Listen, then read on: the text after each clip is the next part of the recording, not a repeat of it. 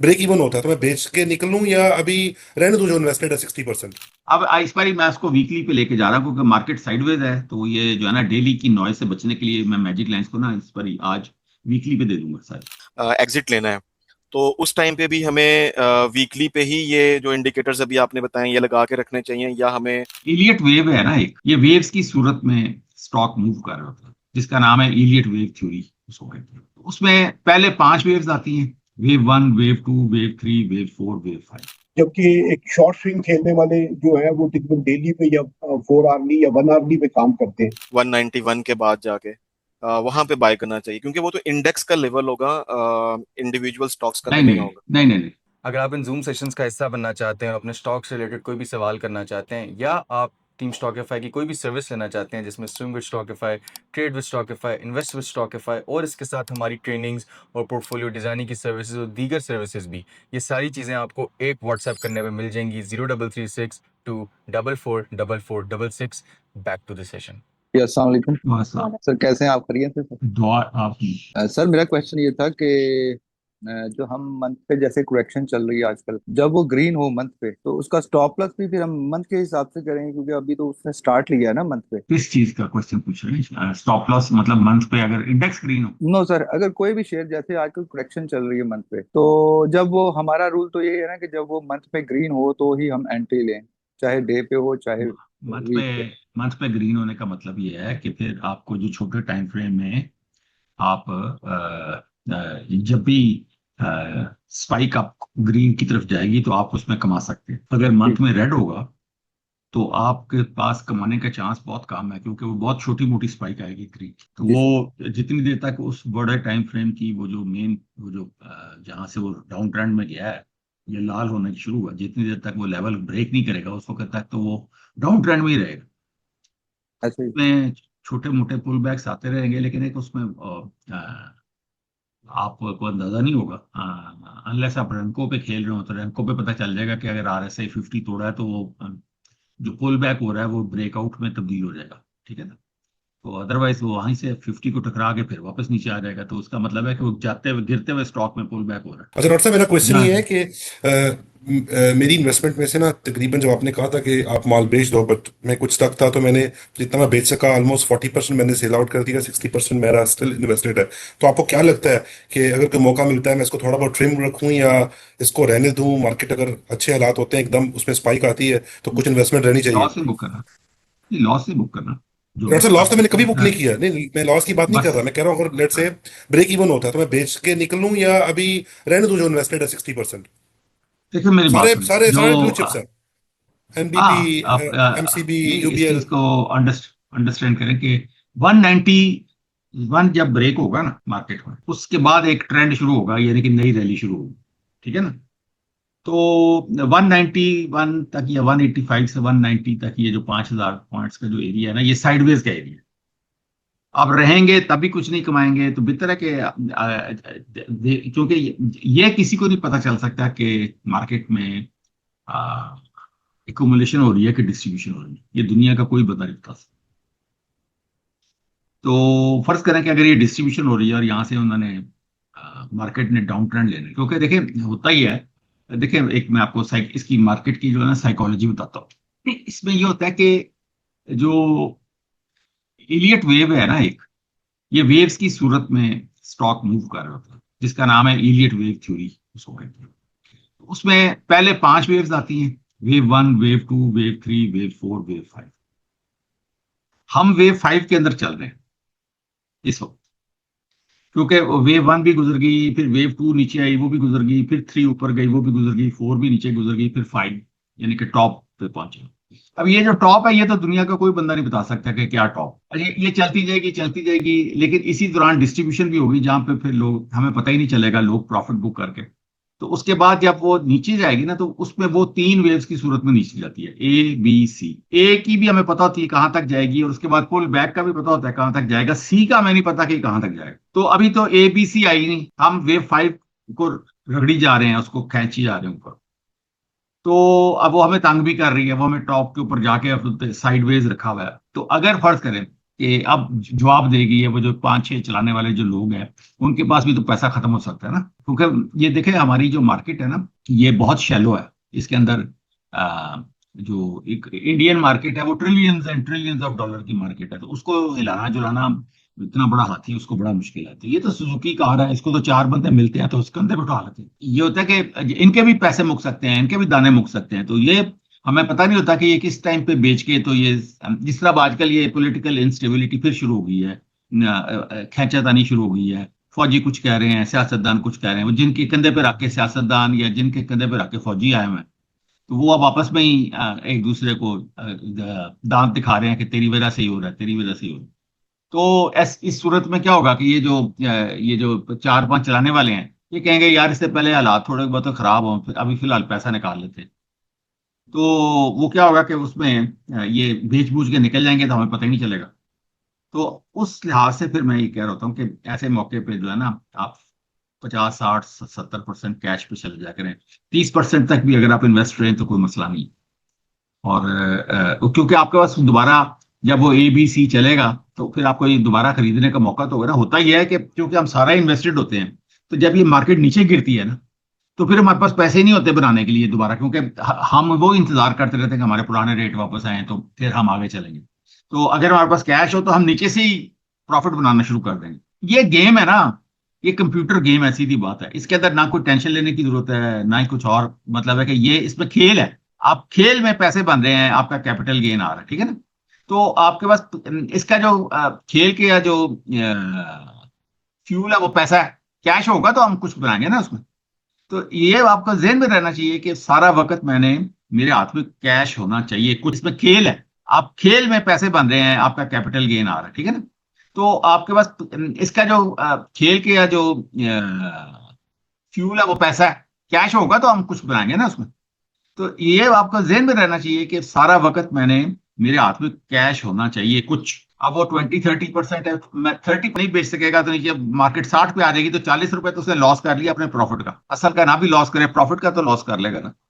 तो अगर उसने वो 60-70%, 40% का कैश या 25-30% का कैश रखा होगा तो वो नीचे से फिर उठा लेगा ना। तो वो जो ऊपर जो लॉस किया वो नीचे से कमा लेगा। तो असल में होता ही है कि जो आपने टॉप से जब नीचे गिरते हैं ना तो वो आपको नोट कर लेना चाहिए कि अन्य पैसे मेरे को मार्केट ले गई है और वो कैश आपने वापस खींचना है मार्केट से। तो उसके लिए कैश तो आपको बस इंपॉर्टेंट है ना। इतनी सी बस बात है। अगर अगर ये हम इतनी सी बात ही समझ जाए, अपने लालच को ओवरकम कर लें और उसमें सारा वक्त हमने ये देखना है कि यार हमारे पास कितना कैश अवेलेबल है। अगर तो कैश अच्छा बना है और आप मतलब है कि फर्ज करें आप 100% इन्वेस्टेड है लेकिन उसके पीछे भी आपके बैंक अकाउंट में भी उतना ही कैश पड़ा हुआ है, तो फिर तो कोई फिर मसला ही कोई नहीं है। फिर क्या प्रॉब्लम, फिर तो जब भी मार्केट चलेगी हम फिर शुरू हो जाएंगे, बैंक से पैसा निकालेंगे अपना तो नया डाल लेंगे, तो हम ऊपर उसको करते रहेंगे तो हमारी जो बाइंग प्राइस है वो गिरती जाएगी चीजों। असल में होता ही है कि जो इस खेल का जो असूल नंबर 1 है ना, जो खिलाड़ी नंबर 1 है, वो ये है कि उसका अपना पैसा मार्केट में नहीं होना चाहिए, वो सारा का सारा प्रॉफिट होना चाहिए। That's all. और साहब कन्वर्सेशन बहुत हेल्थी थी और मैं आपकी बात समझ गया हूँ और इंशाल्लाह आई विल इंश्योर दैट कि इसको मैं फॉलो करूँ। और बस इतनी बात होती है कि आपने जो हाथ में खारिश हो रही होती है ना उसको कंट्रोल करना होता जी अस्सलाम वालेकुम सर। मेरी आपके साथ फर्स्ट टाइम डायरेक्ट इंटरेक्शन हो रही है। मैं आपका बहुत तहे दिल से शुक्रगुजार हूँ जिस तरह आप हमें मेंटोर कर रहे हैं डिफरेंट चैनल्स के ऊपर, यहाँ पे फिर दंगल में। आपसे बहुत कुछ सीखा है और स्टिल सीख रहे हैं। जो एक्सपीरियंस लेवल आपका है शायद हमें सालों लग जाएंगे यहाँ पे पहुंचते हुए। तो आपका बहुत शुक्रिया है सबसे पहले। है। Most welcome. सर मेरा क्वेश्चन आपने अभी पिछले आंसर में पार्शियली आंसर कर दिया है। मैं उसको थोड़ा सा रीइटरेट करना चाहता हूँ। जो स्टॉक्स गिर रहे हैं और अगर अगर वो इम्पोर्टेंट सपोर्ट लेवल के ऊपर हैं तो वहां पे हमें उसको बाय करके एवरेजिंग करनी चाहिए, या फिर हमें जिस तरह से आपने कहा कि मार्केट अपनी डायरेक्शन सेट करेगी 191 के बाद जाके वहां पे बाय करना चाहिए, क्योंकि वो तो इंडेक्स का लेवल होगा, इंडिविजुअल स्टॉक्स का तो नहीं नहीं नहीं होगा। नहीं नहीं नहीं मैंने आपको बाय करने का सीधा एक तरीका बताया कि आपने 2 इंडिकेटर लगा के रखने सारा वक्त। ठीक है। Super trend 5/1, super trend 8/2। 5/1 टूटता है तो पहली बाइंग, ठीक है। 8/2 टूटता है तो अगली बाइंग। उसके बाद उसको RSI पे चले जाएं, RSI पे साथ साथ देखते जाएं। 50 क्रॉस करता है तो और डाल दें, 60 क्रॉस करता है और डाल दें, 70 क्रॉस करता है। इसी तरह निकलते हुए भी यही कुछ करना है। ठीक है। ठीक है। आपको आपने ये नहीं देखना कि मार्केट क्या कर रही है, आपने तो अपना स्टॉक देखना है ना। जी जी बिल्कुल। हाँ, तो अगर उसी स्टॉक में फर्ज करें जुआ भी हो रहा है फर्ज करें, तो आपको पूरा एंड तक राइड भी करना है। कई दफा ऐसा होता है कि मार्केट सारी नीचे जा रही होती है, एक स्टॉक हुई आसमानों को जा रहा होता बिल्कुल ऐसे ही। है और आपने उसमें पोजीशन ली हुई है फर्ज करें, तो फिर आप उसको राइड तो करें ना। तो उसका तरीका ये है कि आपके पास एंट्री और एग्जिट इंडिकेटर्स, बड़े बड़े खिलाड़ी जो होते हैं ना, जिसको हम कहते हैं कि जी वो जो टेक्निकल्स के बादशाह होते हैं, वो भी एंट्री और एग्जिट इंडिकेटर्स पे काम कर रहे हैं, ठीक है। आपको बताएं या ना बताएं, ठीक है। वो सुपर ट्रेंड 5/1, 8/2 या EMA 5 लगा के रखे।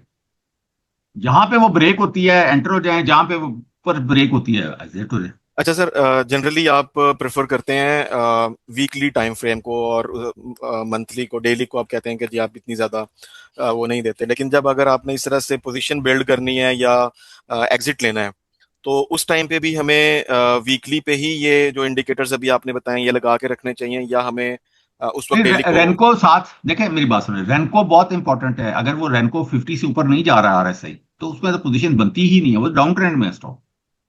ओके।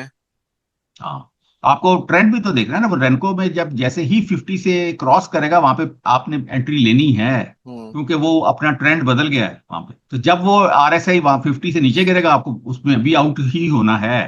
जो आप जो मर्जी सुपर ट्रेंड वगैरह जो मर्जी कह रहे हो, अगर वो 50 से नीचे गिर गया है रेनको में, तो वहां से आपको आउट होना है।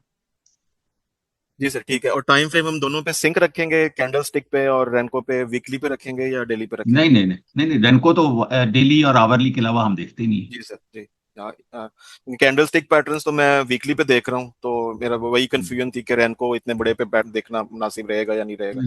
रेनको पे मार खाएंगे बड़े टाइम पे। राइट सर, बहुत शुक्रिया, थैंक यू, जजाकल्ला खैर। जी सलाम अलैकुम डॉक्टर साहब, कैसे हैं जी? ठीक ठाक हैं डॉक्टर साहब। मैं लास्ट बैच का स्टूडेंट हूँ आपका, बैच 9 का। आप और आपके साथ पढ़ के बहुत अच्छा लगा, बहुत मजा आया जी। जो चीजें 2 महीने पहले तक हम चार्ट को देखते थे, अभी उनको कुछ और नजर से देखते हैं, कुछ समझ आती है जी, काफी हद तक। और मैं तो सबको रिक्वेस्ट करूंगा कि अगर जो करना चाहे वो आपका कोर्स जरूर करें, और बहुत फायदा होगा। जो जितने भी क्वेश्चन आ रहे हैं वो उनको समझें माइंड कि में मैंने बताएं। मैं ਤੁਹਾਨੂੰ पैसे देते नहीं। ना ना सर, नहीं सर, मैं आपको, मैं तो, मैं सिर्फ इसीलिए आया हूँ कि कितने क्वेश्चन लोग करते हैं, अगर ये एक दफा कर लेंगे तो इनको बहुत माइंड क्लियर हो जाएगा, जो जो बेसिक चीजें हैं काफी है। और बाकी सर बस आपकी जिंदगी की और सेहत के लिए दुआ दुआएं जी, और आपको दुआ अल्लाह करें, खुश रखे। और मैं जाने के बाद इस दुनिया के जब आप पैसा कमाएं, तो बस पीछे से दुआ कर छोड़ो जरूर जी, बस। जरूर सर। डॉक्टर साहब, एक दूसरा ये है कि हम मैजिक लाइन्स हमारी डेली बेसिस पर आती हैं, जो कि हमें शेयर किया जाता है। मैंने कोर्स नहीं किया हुआ, लेकिन आपका अभी कोर्स नहीं किया हुआ, लेकिन अभी अब इस बार मैं इसको वीकली पे लेके जा रहा हूँ, क्योंकि मार्केट साइडवेज है। तो ये जो है ना, डेली की नॉइज से बचने के लिए मैं मैजिक लाइंस को ना इस पर आज वीकली पे दे दूंगा सारे। है क्योंकि अभी जो कि साइडवेज मार्केट है, तो बेस्ट स्ट्रेटजी तो मुझे समझ नहीं आ रही कि जब भी मैजिक लाइन पे आए आप इसको बेच के और फिर इंतजार करें, फिर नीचे आएगा तो दोबारा से लेके मैजिक लाइन रेजिस्टेंस के तौर पे ज्यादा हाँ, काम मैजिक कर लाइन रही है। Is register. हाँ जी, हाँ जी। तो वो अभी है ना, इस वजह से इसको वीकली पे लेके जा रहा हूँ, क्योंकि डेली से लेके वीकली इंपॉर्टेंट तो ये है कि वीकली ब्रेकआउट होना चाहिए। डेली ब्रेकआउट तो बार बार करके फेक आउट हो रहे हैं। लेकिन वो हेल्पफुल भी है, मतलब इस माहौल में तो यही है कि आप छोटा छोटा प्रॉफिट गेन करें और निकल जाएं, क्योंकि साइडवेज में तो ऐसे ही रहना है। तो हाँ, लेकिन ये है दूसरा कि ये जब है कि वीकली पता होता, वीकली रेजिस्टेंस इंपॉर्टेंट है ना, पता होनी चाहिए कि भी इसमें ट्रेंड शुरू होना है कि नहीं होना। सही। अच्छा, दूसरा ये कि हमारे एनालिसिस आपकी, क्योंकि ज्यादातर एनालिसिस में ज्यादातर गाइडेंस हमें आप दे रहे होते हैं मंथली चार्ट पे ना, और डेली पे कम हो रहे होते हैं। तो मंथली कैंडल या मंथली चार्ट को फॉलो करने वाला तो बिल्कुल लॉन्ग टर्म या मीडियम टर्म इन्वेस्टर होता है, जबकि एक शॉर्ट स्विंग खेलने वाले जो है वो तकरीबन डेली पे या 4 आवरली या 1 आवरली पे काम करते हैं। तो ये हमें थोड़ी सी इसमें फिर हम थोड़ा स्क्रिप्ट के बारे में जो है ये ना हम कंफ्यूज हो आपके जाते पास हैं। चार बंदे आ गए आपके पास वहां पे ग्रुप के अंदर ना। ये चारों जो है डे ट्रेडर और ये जो है ना शॉर्ट स्विंग्स खिलाएंगे आपको। चलो, यहाँ ये एक अच्छा दाम है। पिछले दिनों हम मुझे अप्रिशिएट की भी हमारा ग्रुप में कुछ लंच सा था, लेकिन अब ये एक्टिव होना शुरू हो गया है। मैडम हफ्सा पहले हमें कर रही थी, वो एक एक क्वेश्चन की जवाब भी देती थी, और अब वो दोबारा से सिलसिला शुरू हो गया है। और दूसरा ये है कि इसमें चार्ट की चैटिंग में हमारे बहुत सारे दोस्त होते हैं जो कि इन्होंने कोर्स किया है, कुछ ने नहीं कोर्स किया, वो चार्ट शेयर कर रहे होते हैं। तो लेकिन मेरे ख्याल से हम वो चार्ट जो कि आपकी टीम की तरफ से आते हैं, वो एक हमें उनमें से नहीं पता होता कि उनमें से कौन अच्छा है या कौन बुरा है। तो लेकिन जो चार्ट, अगर आप इस तरह भी कुछ दिनों में मैंने देखा है, मैडम जहीमा ने भी कुछ चार्ट शेयर किए हैं, वो हमारे लिए मतलब बेहतर है अगर ये इस सिलसिले को कंटिन्यू करें। लेकिन ये है कि जी आई जी मस्ट अप्रिशिएट कि भी पिछले कुछ दिनों में हमारा ग्रुप जो है ना, वो हम जैसे नोवाइस जो एक्सपर्ट हैं, लोग अच्छे हैं, उनको तो फर्क नहीं पड़ता, लेकिन हमारे लिए काफी हेल्पफुल हो रहा है। थैंक्स फॉर आपकी टीम का कि भी उन्होंने इस काम को ना वो दोबारा से टेकअप किया और एक्टिवली हमें गाइड कर। नहीं, असल में एक हम रीऑर्गेनाइजेशन में चल रहे थे। देखिए कंपनियां जब बड़ी हो रही थी, देखिए मेरी बात सुनिए, ये जो स्टॉकीफाई है ना, ये 4 बंदों से शुरू हुई थी। इस वक्त वहां पे 60 बंदा है। ये मेरे ही कहने पे सोहेल फारूक ने ये सारा काम शुरू किया था। मेरे पास इधर आके ठहरे हुए थे लाहौर में, और ये मुझे आए थे तो मेरे घर में ही ठहरे हुए थे। तो ये सुफियान और सोहेल फारूक और मुफीज, तो हम चारों ने मिलकर ही फैसला किया था कि इसका हमने व्हाट्सएप ग्रुप भी बनाना है और इसका हमने इसको लेके आगे भी चलना है कंपनी। तो अदरवाइज तो ये मुनीर खान नानी के एक सब डीलर थे और 4 बंदों पे मुश्तमिल था काम सारा। तो चूंकि सुहेल फारूक ये सोशल मीडिया पे काफी एक्टिव थे, तो मैं कहा भाई तो उसके तो आप आइंदा जमाना भी सोशल मीडिया का ही है, तो आप इस लिहाज से आप अपने कारोबार को इंक्रीज करें। तो उसमें फिर ये था कि फिर हमने यही फैसला किया था कि इसको हम लेके अब आगे बढ़ते हैं। अब उस चक्कर में जब मैक्रोज ठीक हो गए तो हमने उसको माइक्रोज की तरफ लेके जाना था। तो उसमें फिर हमने रीऑर्गेनाइजेशन करनी थी। तो रीऑर्गेनाइजेशन ये लोग कर रहे थे, मेरा तो कोई ताल्लुक नहीं है, मैं तो इनका मेंटोर ही हूं। मैं तो इनको सिर्फ गाइड ही कर सकता हूँ ना, मेरी मेरी कोई एज तो नहीं है कि मैं ये कारोबार करूँ या कारोबार शुरू कराऊं। मेरे अंदर तो इतनी ना जान है ना हिम्मत है, ठीक है ना। हार्ट अटैक मुझे हुआ हुआ है, 4 स्टेंट मुझे डले हुए हैं, डायबिटिक मैं हूँ। तो लोअर बॉडी पैरालिसिस मुझे हुआ हुआ है, मतलब बिल्कुल डेड बॉडी पैरालिसिस जिसको कहते हैं मुझे हुआ था। अब मैं फिर भी चलता हूँ, मतलब 2 चक्कर मार लेता हूँ ऑल टाउन पार्क के, लेकिन मैं वो वाला बंदा तो नहीं हूँ जो मैं पहले था। ये बिल्कुल ऐसे ही है, फॉलेज वाला बंदा दोबारा जब चलना शुरू करता है तो उस तरह तो नहीं चल सकता जिस तरह पहले चलता था। तो वो उस चक्कर में मतलब है कि मेरा तो जमाना गुजर गया, लेकिन है कि ये जो यंग लोग हैं इन्होंने तब आगे चलना था ना। तो इनको मैंने गाइड करना था, वो मैंने गाइड किया, तो इन्होंने उस हिसाब से अब अपनी कंपनी को खड़ा कर लिया। अब उसमें प्रोफेशनल लोग भर्ती किए हैं। कहाँ 60-65 बंदा आ गया है, ठीक है। सारा मतलब है कि प्रोफेशनल है, हर एक अपना, कोई मीडिया का बंदा अपना है, उसका काम मीडिया का होगा, टेक्निकल वालों का काम टेक्निकल का होगा, और ट्रेडिंग वालों का काम अपना होगा। मतलब सारे अपने अपने हिसाब से हर सेक्शन में अपना अपना काम करेंगे। तो उस पॉइंट ऑफ व्यू से तो फिर हाँ, हाँ, मेरा नहीं ख्याल कि कोई भी ब्रोकर इस इतनी सर्विसेज प्रोवाइड कर रहा है जितनी स्टॉकीफाई प्रोवाइड कर रहा है। डॉक्टर साहब, अगर हम किसी का होराइजन अगर 1 साल का है, तो उन्होंने वो कोई और इस काम करे, मार्केट में कोई और कोई काम और करे। काम करे। हाँ हाँ, ना ना, पैसा ना जाया करे। 1 साल की कोई मुद्दत नहीं है। 1 साल तो मार्केट वैसे ही सोई रहती है, की करेगा। तो ये आपकी छोटी स्ट्रेटजी है कि छोटा छोटा गेन लो, निकलो, फिर एंटर हो, फिर निकलो, इससे भी इससे कुछ नहीं बनता उससे सवाल आपका अगर। कुछ बनेगा नहीं ना। वो तो मैं आप लोगों का दिल रखने के लिए कहता हूँ, अदरवाइज मैं तो 40-50-60% से कम गेम पे मैं हाथ नहीं डालता। मैंने कभी 10-20 रुपए वाला काम नहीं किया, मैं बड़ा काम करता हूँ, 80% 100% वाला। तरीके भी इस वजह से निकाले हैं कि उस कॉलम को देखें कि वो हरा कॉलम है तो रहें उसमें, बैठे उस पे यकीन करें, उस कॉलम पे। वो इसीलिए तो कंफ्यूज होते रहते हैं। आज आपकी इस बात से थोड़ी सी क्लैरिटी भी हुई है, अल्लाह करते हैं। तो लेट्स सी, जो भी पेशेंस के साथ और बिलीफ के साथ भाई चलेंगे तो। यूबीएल 100 रुपए से लेके 600 रुपए पे बेचा जाके यार, और क्या चाहिए।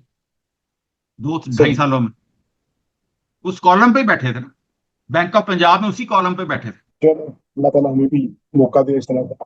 बहुत शुक्रिया डॉक्टर सबको मिलेंगे। साहब। ये मौके तो बार बार आते हैं भाई, ये मत सोचा करें कि जी मौका मिस हो गया। नो नो नो, बार बार आएंगे, बार बार आएंगे। बहुत शुक्रिया डॉक्टर चलो।